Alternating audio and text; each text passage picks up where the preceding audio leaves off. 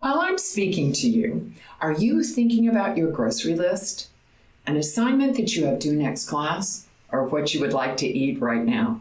It's normal because most people are not completely in the moment mentally when others are speaking.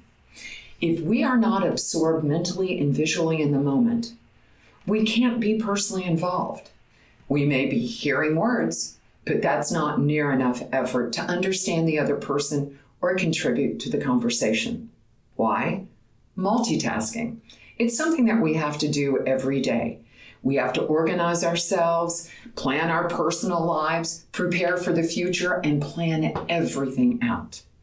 As Woody Allen once said, if you want to make God laugh, tell him your plans. Life just doesn't always work the way we plan it, and we need to be present in the moment to even begin to enjoy the journey or really even know where our path of conversation and life is going. It's not easy to stay completely absorbed when speaking with others. Phones ringing, job responsibilities, constant life demands can be distracting in your thoughts. But we must be present as frequently as possible to think clearly and objectively about the situation and the conversation. We have to make a commitment to be in the moment, not allowing distractions or selfishness to sneak into our thoughts. It is a conscious awareness of yourself, others, and the environment. If you can train yourself to be in the moment when you experience others in life, perspectives can change, stress and anxiety can be reduced, information becomes clear, which gives birth to new ideas. Trust me, people will notice you're a great listener. It's not about the destination, but the journey. And paths can change when we observe and recognize everything present. The only time we truly have is now, this moment. And unfortunately, so many times we let those moments slip away. Each moment is precious, priceless, and can never be repeated in real time.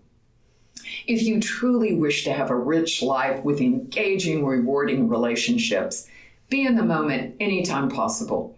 Believe it or not, it's a skill. And if you need to think and speak on your feet, it's absolutely necessary. Now, when you get nervous, do you think, oh gosh, what am I going to say? Or what if? Guess what? You're not in the moment. You are thinking only of yourself. In Orchestrated Story, we have to stay in the moment, listening carefully to others, and be present. Now, let's see how well you can do. Listening to your potential customers talk about their issues, their problems, and their unique culture is your most important task starting out. Your business idea will change based on what you learn. It should. It needs to evolve and get better. So take off your blinders, remove your biases, and truly listen. You will learn what you need in order to reduce the risks of your venture and avoid failure. You will also learn information or insight you weren't expecting. That can often be the most important insight of all. Listening also involves being active and in the moment. You can't think ahead and you can't think behind. You have to actually be there with the client or the student. In the Orchestrated Story, which you're about to hear, I'm only going to point to a student who begins a story. Then when I point to another student, they have to continue that story. Listening intently at the moment. If you get ahead or you get behind, you lose at the game. And here's the way it goes. Eric.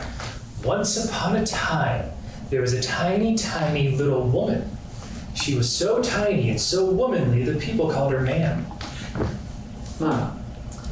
A man once wandered too far into a forest that her mother warned her about. Now, in that forest, she came across something very terrible, only she could describe as fear.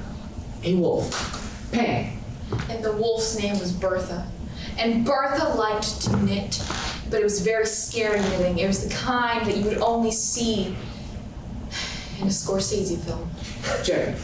Ironically enough, Bertha was also a film critic, currently writing a dissertation on 2001, A Space Odyssey. The cinematography was remarkable, Bertha growled to herself, and then upon noticing ma'am on her property said, Have you seen 2001: A Space Odyssey? Eric. Ma'am said, I don't even know what that is, but I sure would like a friend right now. Can I come inside to your house and watch this strange wolf person?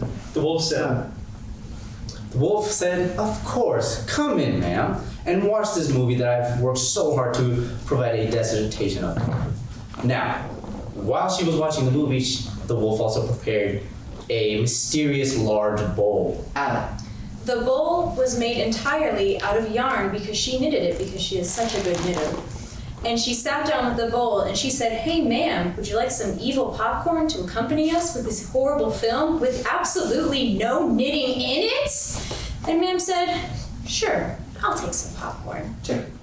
Bertha said, why, thank you. I took the time to painstakingly pop each individual kernel with a Bic lighter.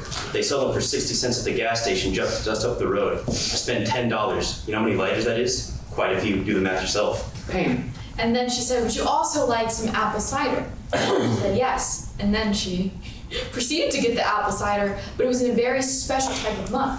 And ma'am said, what kind of mug is this? And she said, I got them in Boston 2 years ago. Eric. they're special mugs that have no bottom, so you just can't really drink anything through it.